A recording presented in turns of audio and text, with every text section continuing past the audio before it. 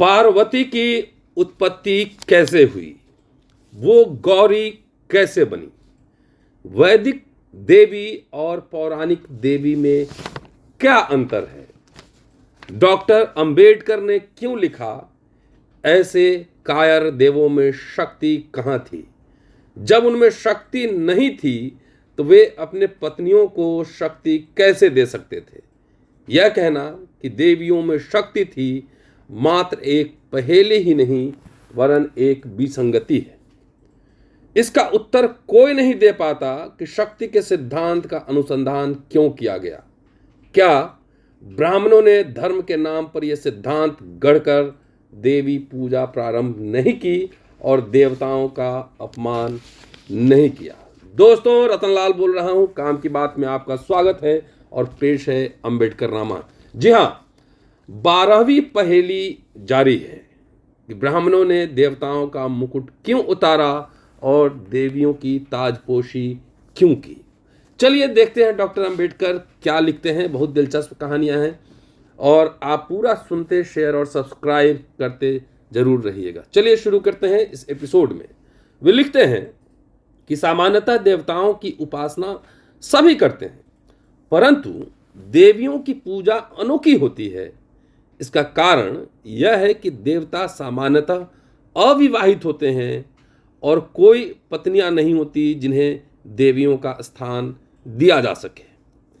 देवता के विवाहित होने पर कैसा विवाद हो सकता है, यह इससे प्रकट होता है कि यहूदियों को ईसाई इस बात से सहमत नहीं कर सके कि ईसा परमात्मा के पुत्र हैं। यहूदियों ने कहा कि ईश्वर का विवाह ही नहीं हुआ तो ईसा ईश्वर पुत्र कैसे हो सकते हैं। आगे लिखते हैं डॉक्टर अंबेडकर कि हिंदुओं में स्थिति ठीक विपरीत है। वे केवल देवताओं की उपासना ही नहीं करते बल्कि वे देवियों की पूजा भी करते हैं। यह परंपरा आरंभ से ही है। ऋग्वेद में अनेक देवियों का उल्लेख है, जैसे पृथ्वी, अदिति, दिति, निस्तिग्री, इंद्राणी, कृष्णी, उषा, सूर्या, अग्नि, वरुणानी, रौद्रसी, राका, सिनीवली, श्रद्धा, अरामती, अप्सरा और सरस्वती। पृथ्वी अत्यंत प्राचीन आर्य देवी है। उसे ध्वज, स्वर्ग अथवा पारजन्य की पत्नी कहा जाता है। पृथ्वी बहुत महत्वपूर्ण देवी है और कई देवताओं की माता कहलाती हैं। अदिति भी काल क्रम की दृष्टि से प्राचीन वैदिक देवी हैं। उसे देवताओं की शक्तिशाली माता कहा गया है। मित्र, आर्यमान और वरुण उसके पुत्र हैं। ऋग्वेद से यह पता नहीं चलता कि उसका विवाह किससे हुआ था। हम अदिति के विषय में इससे अधिक कुछ नहीं जानते कि वह एक देवी है और कालातीत में हिंदू पुराणों के अनुसार देवों के शत्रु दैत्य उसी के पुत्र हैं। देवी निस्तग्री इंद्र की माता है और इंद्राणी इंद्र की पत्नी है। पृश्नी मरुत की माता है। उषा आकाश की पुत्री बताई गई हैं। भग की बहन और वरुण की संबंधी तथा सूर्य की पत्नी है। सूर्य की पुत्री और अश्विनियों अथवा सोम की पत्नी। अग्नि, वरुणानी, रौद्रसी क्रमशः अग्नि, वरुण और रुद्र की पत्नियां हैं। अन्य देवियां या तो नदियों का मानवीकरण है अथवा उनका विवरण प्राप्त नहीं। इसके बाद डॉक्टर अंबेडकर कहते हैं कि इस विश्लेषण से दो बातें स्पष्ट हैं। पहली बात यह है कि हिंदू देवता विवाह बंधन में बंध सकते हैं और उनके भक्तों को इस बात से कोई परेशानी नहीं होती कि उनका आराध्य एक आम आदमी से इस संबंध में बेहतर नहीं है। दूसरी बात यह है कि देवताओं की पत्नियां स्वतः ही पूजनीय देवी बन जाती हैं, जो देव उपासकों द्वारा पूजे जाने लगती हैं। वैदिक काल को छोड़कर पौराणिक काल पर अब आते हैं। जब आते हैं यहां तो हमारा परिचय अनेक देवियों से होता है, जैसे देवी उमा, सती, अंबिका, पार्वती, हेमावती, गौरी, काली, चंडी, कात्यायनी, दुर्गा, दशभुजा, सिंहवाहिनी, महिषासुर मर्दिनी, जगत धात्री, मुक्तकेशी, तारा, छिन्न मस्तिका, जगत गौरी, प्रत्यांगिरा, अन्नपूर्णा, गणेश जननी, कृष्ण करोर और लक्ष्मी। डॉक्टर अंबेडकर लिखते हैं यहाँ कि यह पता लगाना अत्यंत कठिन है कि इन देवियों में कौन क्या है। पहली कठिनाई तो यह है कि सभी अलग अलग देवियां हैं अथवा एक देवी के कई पर्याय हैं। उनके माता पिता के संबंध में निश्चय पूर्वक कुछ नहीं कहा जा सकता, न ही कोई निश्चित रूप से यह कहा जा सकता है कि उनके पति कौन है। एक उल्लेख से उमा देवी, सती, पार्वती, गौरी और अंबिका एक ही देवी के पर्याय हैं। दूसरी ओर कुछ ने कहा कि देवी दक्ष की पुत्री हैं, अंबिका रुद्र की भगिनी हैं और पार्वती के संबंध में वराह पुराण में इस तरह बताया गया कि पार्वती की उत्पत्ति कैसे हो रही, ये चर्चा यहाँ पर है। वराह पुराण में लिखा गया है कि ब्रह्मा एक बार शिव से मिलने कैलाश पर गए तो उन्हें संबोधन किया गया, ब्रह्मा शीघ्र कहो तुम मेरे पास क्यों आए हो। ब्रह्मा ने उत्तर दिया कि एक शक्तिशाली असुर अंधकार जिससे सभी देव त्रस्त हैं, परित्राण के लिए, मुक्ति के लिए आए देवों की शिकायत लेकर मैं तुम्हारे पास चला आया। फिर ब्रह्मा ने उत्सुकता से शिव की ओर देखा, जिन्होंने विचार करके विष्णु को अपने पास बुलाया। जैसे ही इन तीनों देवों ने एक दूसरे से नजर मिलाई, उसकी आभा से नीलाभ दिव्य सुंदरी अवतरित हुई, जो नील कमल की पंखुड़ियों के समान थी और रत्नाभूषणों से अलंकृत थी। वह तुरंत ब्रह्मा, विष्णु और महेश के आगे नतमस्तक हो गई। जब उन्होंने पूछा कि वह कौन है और उसमें तीन श्यामल, श्वेत और लाल वर्ण क्यों है, उसने कहा, मैं आपकी दृष्टि से उत्पन्न हुई हूं। क्या आप अपनी सर्वशक्तिमान ऊर्जा से परिचित नहीं? ब्रह्मा ने उसकी प्रशंसा में कहा, तेरा नाम त्रिकाल, भूत, वर्तमान और भविष्य की देवी रहेगा। संसार की पालक होगी और विभिन्न पूजाओं में तेरी पूजा होगी, क्योंकि तू अपने भक्तों के मनोरथ को पूरा करेगी। परंतु हे देवी, तू अपने वर्णों के अनुसार 3 भाग कर ले। तब ब्रह्मा के कहे अनुसार उसने अपने रंगों के अनुसार 3 भाग कर लिए, एक श्वेत, दूसरा लाल और तीसरा श्याम। पहली अनिंद सुंदरी सरस्वती थी और सृष्टि रचना में उसने ब्रह्मा का हाथ बढ़ाया। लाल वर्ण की विष्णु प्रिया लक्ष्मी थी, जिसने विश्व का पालन किया, और तीसरी पार्वती थी, जिससे शिव को अनेक गुण और शक्ति प्राप्त हुई। यह बताने का प्रयास किया गया है कि सरस्वती, लक्ष्मी और पार्वती एक ही देवी के 3 रूप हैं, और यहाँ यह भी बताने का प्रयास है कि ब्रह्मा, विष्णु और शिव के बीच संघर्ष हुआ। लेकिन वराह पुराण की यह व्याख्या बेतुकी लगती है, डॉक्टर अंबेडकर कहते हैं। अब आगे सवाल उठाते हैं कि ये गौरी कौन है। पुराण कहता है गौरी पार्वती का दूसरा नाम है। पार्वती गौरी क्यों कहलाई? इसका कारण है कि जब शिव और पार्वती कैलाश पर्वत पर रहते थे तो उनके बीच कई बार झगड़ा हो जाता था। एक बार शिव ने उन्हें श्याम रंग की बताकर निंदा की। इस कटाक्ष से वह इतनी दुखी हुई कि घने जंगलों में चली गई और घोर तपस्या की। अंत में ब्रह्मा प्रकट हुए और उन्हें वरदान दिया, जिससे उनका वर्ण कुंदन जैसा हो गया। इस कारण वह गौरी के नाम से विख्यात हुई। दूसरी देवियों के बारे में यह निश्चित नहीं कि वे एक ही देवी की पर्यायवाची नाम है अथवा इन नामों की भिन्न भिन्न देवियां हैं। महाभारत में अर्जुन ने दुर्गा के विषय में एक श्लोक पढ़ा है, जिसके अनुसार वो कहता है कि तेरा नमन है सिद्ध सेनानी, भद्रे, मंदरावासिनी, कुमारी, काली, कपाली, कपिला, कृष्ण पिंगला, तेरा नमन है।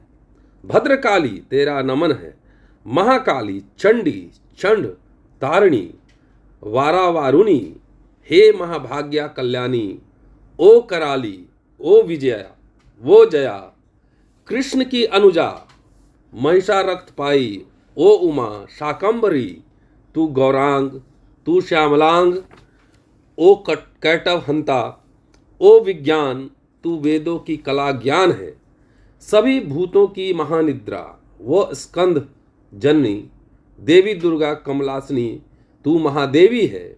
मैं शुद्ध हृदय से महादेवी की स्तुति करता हूँ, तेरी कृपा से मैं युद्ध में विजयी हूँ। इस श्लोक से यह स्पष्ट होता है कि यह देवियों का उपरोक्त उल्लेख मात्र वे दुर्गा के ही पर्याय हैं। साथ ही 10 भुजा, सिंह वाहिनी, महिषासुर मर्दिनी, जगत धात्री, छिन्न मस्तिका, जगत गौरी, प्रत्यागिरी, अन्नपूर्णा दुर्गा के ही नाम हैं या उनके विभिन्न रूप हैं। डॉक्टर अंबेडकर आगे लिख रहे हैं कि इस प्रकार 2 प्रधान देवियां हैं, एक पार्वती और दूसरी दुर्गा। बाकी उन्हीं के नाम हैं। पार्वती दक्ष प्रजापति की पुत्री और शिव की पत्नी है। दुर्गा और काली के विषय में पता नहीं चलता। अर्जुन द्वारा पढ़े गए श्लोक में दुर्गा और काली एक ही है, परंतु लिंग पुराण में भिन्न मत प्रकट किया गया है। उसके अनुसार काली और दुर्गा अलग अलग हैं। डॉक्टर अंबेडकर आगे लिख रहे हैं कि इतिहास का विद्यार्थी वैदिक और पौराणिक देवियों के बीच तुलना की उपेक्षा नहीं कर सकता, जिसका उद्देश्य मात्र इतिहास लिखना नहीं, उसका विश्लेषण करना भी होता है। दोनों के बीच में एक विरोधाभास है। वैदिक देवियों की उपासना मात्र औपचारिकतावश की जाती है। उनकी पूजा मात्र इसलिए की जाती है कि वे देव पत्नियां हैं। पौराणिक देवियों की पूजा भिन्न प्रकार की है। उनकी पूजा का अपना आधार है, यह नहीं कि वे देव पत्नियां हैं। भिन्नता इसलिए है कि वैदिक देवियां कभी रण क्षेत्र में नहीं गई और ना ही किसी प्रकार का शौर्य प्रदर्शन किया। पौराणिक देवियां रणचंडी हैं और उन्होंने वीरता दिखाई है। उनकी पूजा औपचारिकता नहीं है, इसका कारण उनकी वीरता और पराक्रम है। कहा जाता है कि दुर्गा और 2 असुरों के बीच घमासान युद्ध के कारण ही दुर्गा प्रसिद्ध हुई है। यह कहानी मार्कंडेय पुराण में विस्तृत रूप से कही गई है और मार्कंडेय पुराण के अनुसार त्रेता युग के अंत में शुभ निशुंभ नामक 2 बलशाली असुरों ने 10,000 वर्ष तक घोर तपस्या की। इसके कारण स्वर्ग से शिव प्रकट हुए, जिन्हें पता चला कि अपनी विलक्षण तपस्या के आधार पर वे अमरता का वरदान चाहते हैं। उन्होंने दोनों को बहुत समझाया और इस बात का असफल प्रयास किया कि वे किसी अन्य वरदान से संतुष्ट हो जाएं। जब उनका मनोरथ पूरा न हुआ तो उन्होंने 1000 साल तक और कठिन तपस्या की। शिव फिर प्रकट हुए और उनको वही वर देने से इनकार कर दिया। फिर वे सिर के बल उल्टे लटक गए और नीचे धीमी अग्नि जला ली। उन्होंने 800 साल तक तपस्या की, जब तक कि उनके गर्दन से रक्त नहीं बहने लगा। यह सोचकर कि कहीं ऐसे प्रचंड तप से हमारा सिंहासन ही न छीन ले, देवतागण कांप उठे। देवराज ने एक सभा बुलाई और अपनी आशंका जताई। उन्होंने स्वीकार किया कि यह गंभीर बात है, परंतु पूछा कि इसका उपाय क्या है। इंद्र के परामर्श पर कंदर्प मतलब कामदेव, परम सुंदरी अप्सराओं संभा और तिलोत्तमा को साथ लेकर महाबली असुरों की कामुकता जगाने हेतु उनके पास भेजे गए। कंदर्प ने अपने प्रेम बाण छोड़े और असुरों को घायल कर दिया। ये युगल सुंदरियों के जाल में फंसकर मोहित हो गए और तपस्या भंग कर दी। इन सुंदरियों के साथ उन्होंने 5000 वर्ष बिताए। फिर उन्हें ध्यान आया कि कामुकता के कारण उनकी अमरता की आशा पर पानी फिर गया है। उनको संदेह हुआ कि यह जाल इंद्र की मिलीभगत से बिछाया गया है, इसलिए स्वर्ग के मोह में उन्होंने पूजा आरंभ कर दी। 1000 वर्ष तक यह क्रम जारी रहा। जब तक कि वे कंकाल न बन गए। शिव प्रकट हुए और उन्हें वरदान दिया कि वे देवताओं से बढ़कर बलशाली होंगे। देवताओं से अधिक बलशाली होकर उन्होंने उनसे युद्ध छेड़ दिया। दोनों पक्षों में घमासान संघर्ष के पश्चात असुर विजयी रहे। जब इंद्र और अन्य देवताओं की स्थिति दयनीय हो गई तो उन्होंने ब्रह्मा और विष्णु से सहायता मांगी। दोनों ने उन्हें शिव के पास भेजा। शिव ने कहा कि वे कुछ करने में समर्थ नहीं हैं। उन्हें याद दिलाया गया कि इसके कारण तो वे वही हैं। उन्हीं के वरदान के फलस्वरूप वे बर्बाद हो रहे हैं।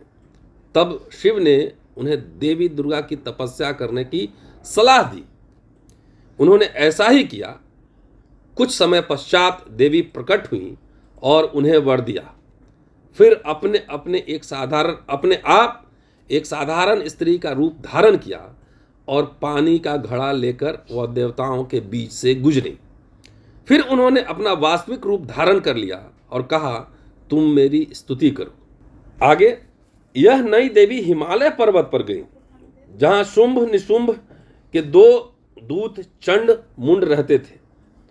जब वे दैत्य पर्वत पर विचर रहे थे तो उन्होंने देवी को देखा और उसका रूप देखकर चकित रह गए। उन्होंने अपने स्वामी गण से इसका वर्णन किया और देवी को प्राप्त करने के लिए उकसाया, चाहे उन्हें अपनी सारी निधियां भी न्यौछावर क्यों न करना पड़े जो उन्होंने स्वर्ग के देवताओं से लूटी हैं। शुंभ ने देवी के पास सुग्रीव को संदेशवाहक के रूप में भेजा कि वह कहे कि तीनों लोगों का सुख उसके प्रासाद में अर्थात महल में है। जो भेंट कभी देवताओं को चढ़ाई जाती थी अब उसे चढ़ाई जा रही है।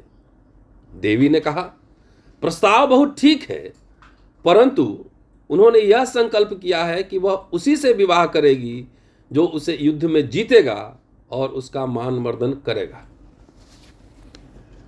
सुग्रीव खाली हाथ वापस नहीं लौटना चाहता था, निष्फल लौटना नहीं चाहता था। उसने देवी से हामी भरवाने के लिए गरज कर कहा, क्या वह उसके स्वामी को जानती है, जिसके समक्ष विश्व का कोई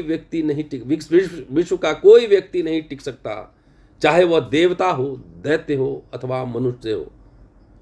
क्या तब एक स्त्री होकर वह इस प्रस्ताव को ठुकराने का दुस्साहस कर सकती है? क्योंकि उसके स्वामी का आदेश है, वह तुम्हें उनके समक्ष तुरंत प्रस्तुत करने को विवश कर सकता है। देवी ने कहा, यह ठीक है, परंतु उन्होंने अपना संकल्प दोहराया और कहा कि वे अपने स्वामी को मनाएं और वह उनके साथ अपनी शक्ति परीक्षण करें। दूत अर्थात सुग्रीव वापस चला गया और अपने स्वामी से सब कहा सुनाया। यह सुनकर शुंभ क्रोध से जल उठा और कोई उत्तर दिए बिना उसने अपने सेनापति ध्रुमलोचन को बुलाया। उसे हिमालय जाकर देवी को पकड़ लेने का आदेश दिया और कहा, यदि कोई रक्षा के लिए आए तो उसे वहीं नष्ट कर देना। सेनापति हिमालय पर गया और देवी को अपने स्वामी का आदेश सुनाया। उन्होंने मुस्कुराते हुए आदेश पालन की सलाह दी।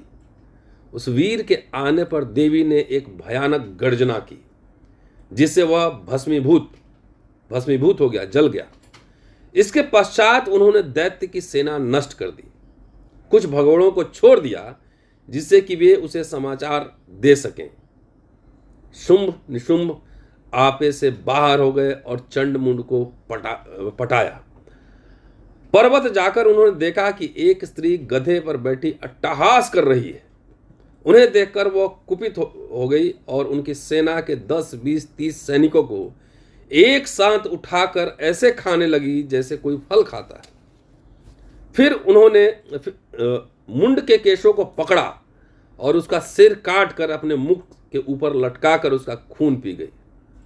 चंड ने जब एक वीर की गति देखी तो वह देवी की ओर बढ़ा, पर वह सिंह पर चढ़ गई और उस पर झपट पड़ी और उसका भी वही हाल किया जो मुंड का किया था। उसके बहुत से सैनिकों को खा लिया और घायलों का खून पी लिया। महाबलियों ने जैसे ही यह चिंताजनक समाचार सुना, उन्होंने स्वयं जाने का संकल्प किया और अपने सैनिकों को एकत्र करके असंख्य वीरों को लेकर हिमालय की ओर बढ़े। देवताओं ने इस विशाल सेना को आश्चर्यपूर्वक देखा और देवी महामाया अर्थात दुर्गा की सहायता के लिए आरोहित हुई, जिन्होंने शीघ्र ही शुंभ निशुंभ के सेना नायक अपने शत्रु रक्तबीज को नष्ट कर दिया। उन्होंने देखा कि देवी ने उसकी पूरी सेना का सफाया कर दिया। यद्यपि उन्होंने रक्तबीज के पूरे शरीर को छलनी कर दिया था, किंतु उसके रक्त की एक एक बूंद से एक एक सहस्त्र उतने ही बलशाली रक्तबीज पैदा हो गए। इस प्रकार असंख्य शत्रुओं ने दुर्गा को घेर लिया। देवों ने देखा कि देवी के लिए संकट उत्पन्न हो गया है। इस अवसर पर दुर्गा के साथ लड़ रही काली से कहा कि यदि वह रक्तबीज के रक्त की बूंद धरती पर गिरने से पहले ही पी जाएगी तो चंडी उससे लड़कर उसकी चाल विफल कर देगी। काली ने स्वीकार कर लिया। इस प्रकार सेना नायक सहित पूरी सेना को मौत के घाट उतार दिया गया। अब शुंभ निशुंभ ने निराश होकर देवी को द्वंद युद्ध के लिए ललकारा। पहले शुंभ मैदान में आया, दोनों ओर से घमासान युद्ध हुआ। बाद में दोनों महाबली काल कलबित हुए, खत्म हुए। काली ने जमकर रक्तपान किया। देवताओं और देव पत्नियों ने देवी वीरांगना का जय जयकार किया। देवी ने उन्हें आशीर्वाद दिया। अब डॉक्टर अंबेडकर यहां लिख रहे हैं ये उदाहरण देकर कि मार्कंडेय पुराण में विभिन्न रूपों में दुर्गा के विरोचित कार्यों का संक्षिप्त विवरण दिया गया है।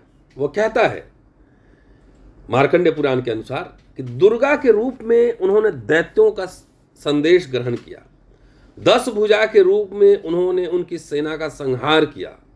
सिंह वाहिनी के रूप में रक्त बीज से लड़ी। महिषासुर मर्दनी के रूप में महिषासुर रूपी शुंभ का हनन किया। जगत धात्री के रूप में उन्होंने दैत्यों की सेना का संहार किया। काली के रूप में रक्त बीज का नाश किया। मुक्तकेशी के रूप में उन्होंने दैत्यों की पूरी सेना को समाप्त कर दिया। तारा बनकर शुंभ को उसके वास्तविक रूप में मौत के घाट उतारा। छिन्न मस्तका के रूप में उन्होंने निशुंभ का वध किया। जगत गौरी बनकर उन्होंने देवताओं का अभिवादन और आभार स्वीकार किया। अब इसके बाद डॉक्टर अंबेडकर इसका विश्लेषण करते हैं और लिखते हैं कि वैदिक तथा पौराणिक मतलब पुराणों की देवियां, वैदिक तथा पौराणिक देवियों की तुलना में कुछ रोचक प्रश्न उभरते हैं। इनमें से एक स्वाभाविक है। वैदिक साहित्य में असुरों के साथ युद्ध के अनेक कारण हैं। ब्राह्मण साहित्य में भी उसकी आवृत्ति है, परंतु असुरों के साथ सभी युद्ध वैदिक देवों ने लड़े। वैदिक देवियां उसमें सम्मिलित नहीं हुई थी। लेकिन पौराणिक देवियों के संबंध में स्थिति बिल्कुल भिन्न है। पौराणिक काल में भी वैदिक काल की भांति असुरों से युद्ध का विवरण है।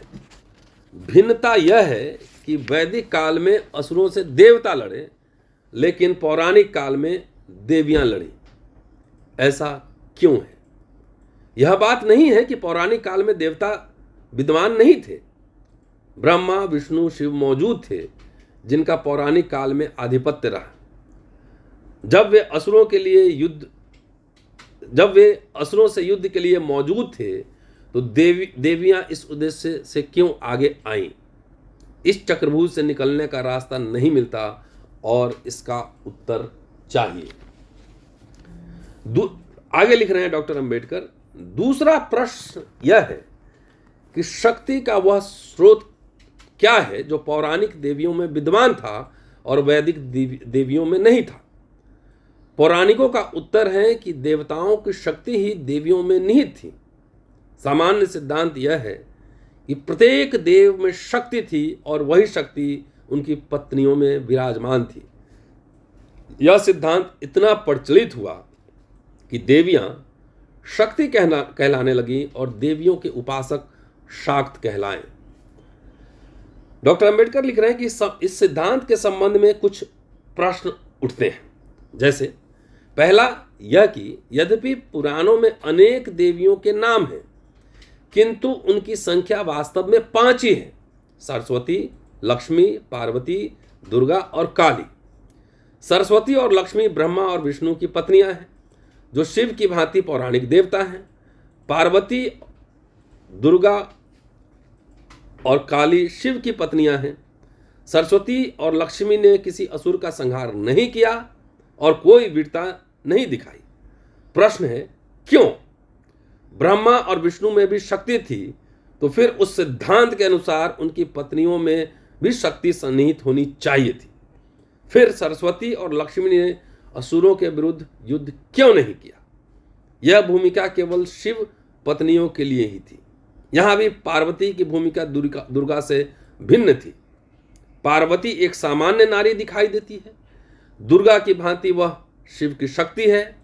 पार्वती में शिव की शक्ति इतनी शिथिल, साधारण और निष्क्रिय क्यों है? दूसरा प्रश्न यह है कि देवियों की स्वतंत्र रूप से पूजा आरंभ करने का यह औचित्य सही लगता है, परंतु तार्किकता और ऐतिहासिक दृष्टि से इसे स्वीकार करने में कठिनाई है। शुद्ध तार्किक दृष्टि से देखें तो यदि प्रत्येक देव में शक्ति है, तो फिर वैदिक देवों में वो शक्ति होनी चाहिए थी। फिर वैदिक देवों की पत्नियों पर यह सिद्धांत लागू क्यों नहीं होता? यदि ऐतिहासिक दृष्टि से देखें तो यह कहने का कोई औचित्य नहीं कि पौराणिक देवों में भी यह शक्ति विद्यमान थी। फिर ऐसा लगता है कि ब्राह्मणों ने यह नहीं सोचा कि उन्होंने मात्र दुर्गा को ही वीरांगना बताया है, जिसने असुरों का संहार किया। इससे उनके अपने ही देवता दयनीय अथवा कायर सिद्ध होते हैं। ऐसा प्रकट होता है कि देवता असुरों से अपनी रक्षा नहीं कर पाए और उन्हें अपनी पत्नियों का सहारा लेना पड़ा।